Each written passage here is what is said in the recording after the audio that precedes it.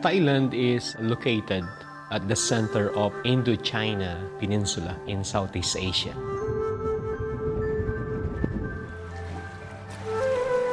Thais are respectful, self-control, non-confrontationals. They pursue happiness. There are 69,000 people in Chiang Rai. 12.5% population of Chiang Rai are the hill tribe people. They grow rice, coffee, tea, and different kinds of vegetables. The population of Thailand is about 65 million people. And out of the 65 million people, 95% are Buddhists. If you travel all over Thailand, you will see a lot of temples. There are about 30,000.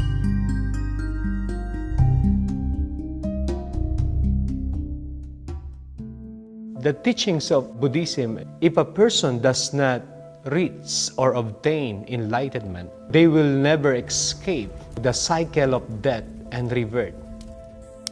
So that's why you'll see every morning they go to the temples, people are offering alms so that they can get merits. You can go to different markets, you'll see many monks walking around, and people are bowing down and offering food, their monies, and other things that they can give to the monks for the temple. King Chiang Rai is the king who founded the city of Chiang Rai. You'll see many people are offering and burning incense, flowers, praying to the King Chiang Rai for their family and things that worry them. The main problem in Chiang Rai is dysfunctional family because there's a status in every level in the society of Thailand. For you to be able to climb up into that status, you got to work hard. And because of many parents, father and mother are working hard so that they can gain respect and honor, they started to having a dysfunctional family. Many parents are being separated or getting divorced. And the fruit of that is many of the young peoples, about 49% are getting pregnant, and many people are getting involved with drugs. Another problem here in Chiang Rai, many women are being exploited because of poverty. There's a lot of foreigners here in Chiang Rai City because there's a lot of entertainments. Women from the north and the northeast, and also from the neighboring countries are being human trafficked here and being exploited because of poverty. How much?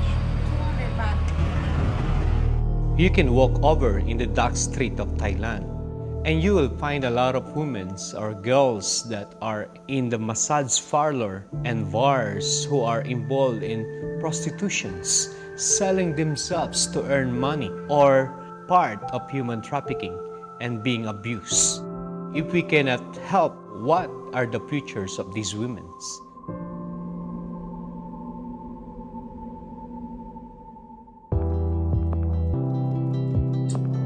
Currently, we have an office in the heart of Chiang Rai, a 4-story building. Our go-to nation team here in Chiang Rai are composed of different nationalities: Americans, Thai, Brazilians, Filipinos. Our team here in Thailand is actually really growing. This team has begun to explode, in fact, exponentially. And there are so many different personalities, and we are learning to be unified in the call that God has for us. My wife Jen and I are currently the directors of the apprenticeship in Thailand, a program that's set up to help new missionaries get acclimated to their new home country. Currently we have 3 families that are in the apprenticeship, all at different levels. They're very eager to grow. They try to look at every opportunity as an opportunity to learn. They're looking most of all to learn from veteran missionaries and emulating that so they can become successful missionaries themselves. AMO is an acronym of Asian Mission Outreach. The vision of AMO is to be a center of transformational institution Go to Nations is more than just an NGO. We are part of God's kingdom. Our team is focusing on evangelism, community development and services, social justices, and also leadership development. Here in the city of Chiang Rai, there are about 16 municipalities, and we offer a pre-English program to those government offices, and they accepted as well. AMO Foundation have many programs, and one of the program is where we go to different schools, and many of our missionaries are teaching English and skills development. And also, we are inviting them to come into our office. It's an after-school program that happens every Tuesday through Friday night. On Tuesdays and Thursdays, we teach voice, music, 1, 2, 3, 4. drum, guitar lessons. And then on Wednesdays and Fridays, we teach English. You swim, which is probably the most sought after tutoring type teaching. Ride bicycle, we call biking. Our center is open every day, and kids are literally just hanging out every day. We just go and we sit with them, we talk to them. We built a relationship with them. They were able to share their problem to us. We were able to counsel them, and they become family. On Fridays, we also have a youth service. It's a fun night. We play games, we have fun, we have praise and worship, and we preach the gospel. It's true that God loves you and He wants to help you. And so a lot of these kids, they have never heard the message of the gospel.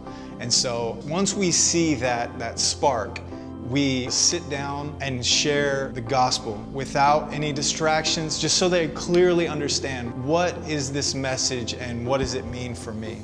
And then after that, we have an encounter retreat where the students are able to experience God in a deeper way, so they will become more closer and have an intimate relationship with God. After all of that, we also have Asian Youth Ablaze, where we gather youths and pastors from different nations in Asia. We have games where young peoples, including pastors, play together. We have team buildings, and our main focus is to be able to raise up new generations of missionaries who will become as spiritual commandos that can reach out the whole Asia and the rest of the world. Those young people and pastors who are revolutionized in the area of missions, we have a program, 7 Nation Mission Outreach, where after 8 months of the conference, we will go to different nations in Asia. We will go to different schools and evangelize them and feed the children. We'll go to the underground churches of the closed countries to see what God is doing in these Asian countries. After the 7 nation trips, this delegate says, we would like to become missionaries. So we started Asian Institute for Mission, where we can train these Asians and other nationalities that would like to join. So we have a 1-year program where we train them in 4 areas: spiritual stability, emotional stability, financial stability, and ministry stability. One of the programs that Go to Nations are doing here is Calvary Bible School. The Holy Spirit give us the ability so that we know how to search. Calvary Bible School really exists to train and equip leaders and pastors. So it's a 1-year program that we offer, and the degree that we give is a practical theology diploma, where there's the courses that are taught, the subjects that are taught, but then there's the practical application side where they are actually going out and putting into practice what they're learning in the school. Currently, we have 382 graduates. And those graduates planted 74 churches in Thailand, Laos, Burma, and China. And most of our graduates saying they were changed the way they think, because they thought they always would like to receive. Now they are willing to give. When they go back to their churches, their congregation was amazed because these pastors are serving their congregations. One part of the ministry of our team is Restoration 61, focusing on prevention and awareness in the area of human trafficking. The ultimate goal is to really bring holistic restoration in the lives of people that are vulnerable or that have been exploited and have been trafficked. One of the biggest problems I've seen is just these women hungering for love in a way that is not what God's plan is for them. And to empower the local church here in Thailand to take ownership of this problem that's happening in their country, to be the ones that are reaching out and being Christ to these women and these children. So with that, we met as a team doing a lot of research at this point, gathered together videos, information on Thailand, on human trafficking as a whole, just to get a broader picture and then boil that down, take it down to a cultural perspective. What does this look like in Thailand? Every Wednesday night we go out to this area where there's a lot of bars and women that work there, just to love on them, have conversation, and all of it's to build a relationship with them and to just really have a deep connection, have a deep relationship so that we can just show them what the love of God is like. Just even do some time of prayer and time of worship as well. If I'm going to illustrate our team here in Go to Nation Chiang Rai, it's like in the days of Nehemiah. In the days of Nehemiah, the walls of Jerusalem has been broken. Nehemiah asked the permission of the king to build the wall. Nehemiah and the people of Israel are helping one another, working together to rebuild the wall. And right now, we can feel that we are rebuilding the wall here in Asia.